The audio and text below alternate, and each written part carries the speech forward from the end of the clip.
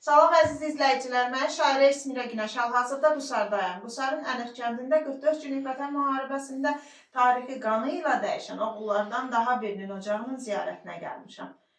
Haqqında danışdığım qəhrəmanımız bizim Sərraf İmaməliyevimizdir. Sərrafımız bu kənddə doğulmuşdu, burada böyümüşdü. Bax, gördüyünüz bu ocaqda bacısı ilə birlikdə min bir çətinliklə, həyatın sınaqlarından keçə-keçə vətənin ona layiqli övladlarından birinə çevrilmişdi.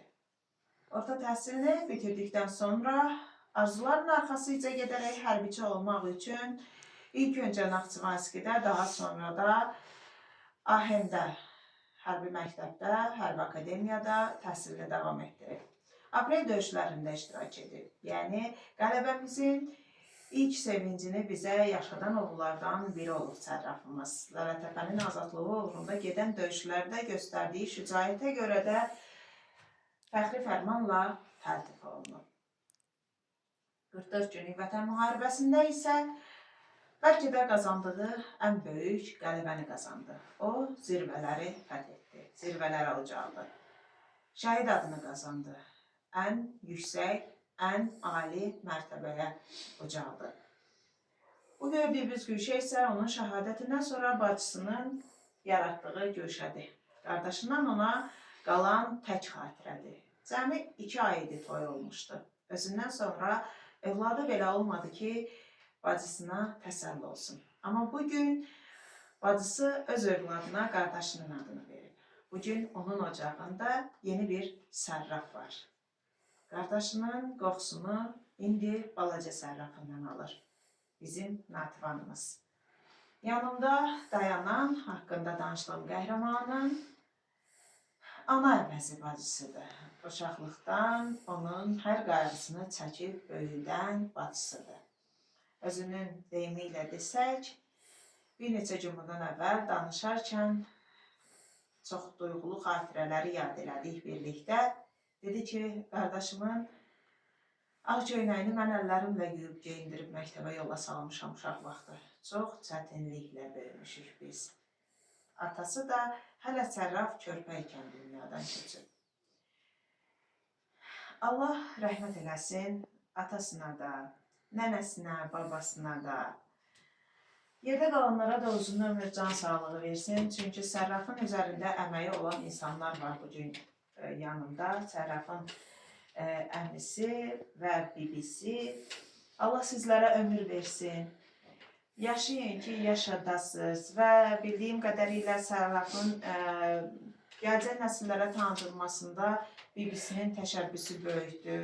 Kitablara məlumatların göndərilməsində, abidəsinin, ev muzeyinin hər gün yeni bir xatirə ilə bəzədilməsində bibinin əziyyəti böyükdür. Təşəkkür edirəm bibi. Allah ömür versin sizlərə. Natəv hanım, güclü ol, möhkəm dayan. Necə ki, bu günə qədər qardaşımı tanıtmışsan, bundan sonra da bax beləcə. Bu günə qədər bəlkə qardaşının xoş günlərini görmək üçün yaşayırdın. Amma bundan sonra qardaşının xatirələrini yaşatmaq üçün yaşa. Yarım qalan arzularımı balaca oğlum, Sərrafın, eləcə də digər övladların həyata keçirsin inşallah. Bundan sonra gözümüzdən axan yaş kədərdən deyil, sevincdən tökülsün inşallah. Gəlişim Zəfər günü ərəfəsinə təsadüf edib. Bugün bildiyimiz kimi 9 noyabr həm də bayraq günümüzdür. Bizim qəhrəmanımız isə 7 noyabrda cənnətə köçüb, torpağa tapşırılıb, elə məzarı da doğulduğu kənddədir. Bu kənddə çox qürur duydum. Biz gələrkən şəhidimizin abidəsini ziyarət elədik. Deyərdim ki, bəlkə Azərbaycanın çox bölgələrində olmuşam, amma ilk dəfə ki, belə bir dizaynda abidə görürdüm. Həqiqətən də şəhidin adına layiqli şəkildə çox möhtəşəm bir abidə yaradıb kənd sakinləri və orada da qeyd olunub ki, kənd sakinlərinin dəstəyi ilə yaradılıb. Şəhidinə dəyər verən hər kəsdən Allah razı olsun. Ənir kəndinin sakinlərinə də təşəkkür edirəm ki, şəhidlərini bu cür qürurla yaşadırlar. və sizin sözünüz ürəyinizdən keçənlər varsa, əgər şəhidimizlə bağlı demək istədiyiniz nə isə varsa, əgər sizləri də eşidək. Demək istədiyim sözlər çoxdur. Daha dediklərim bir kitaba yazılmaz qədər. Mən sadəcə qısa deyəcəm. Əsas şəhidimizlə bağlı danışaq. Şəhidimiz bizim bilirsiniz, bütün döyüşlərdə olub. Çətinlik çəkirəm, onun ölümünü arzu eləmək heç bizə düşməz. Kaş ki bu olmayaydı. İndi olubsa neyini bilərik? Sadəcə bizim haqqımızı bərpa olmağını istəyirəm. Qısa deyirəm, kim bunu eşidərsə dərindən bunu araşdırmağını istəyirəm. Ruhu şad olsun qəhrəmanımızın. Nəğmənin nəsə demək istəyirsənsə. Sadəcə bu uşaqların yanında həmişə bax, necə durmuşamsa, ana, ata, baba, hamı biz olmuşuq. Hər şey bunun içindədir. Əgər kim bunu eşidib, bilmək istəyirsə, biz hazırıq hər şey deməyə, hər şey qərar yerində düzgün olsun. Bizim haqqımızda heç kim girməsin. Çox haqqımıza girdilər, çox haqsızlıqlar çox oldu. Ruhu şad olsun qəhrəmanımızın. Mən sənin işlətdiyin sosial şəbəkələrdə də şəhidimizi necə qürurla paylaşdığını gördüm. Əsas bu lazımdır. Çünki 3 günlük dünyada... Canlar nəfəsim gedib gəlir, olmadı da həmişə var edirdi mən. Hər yerdə yaşadacam da, tanıdacam da qardaşımı.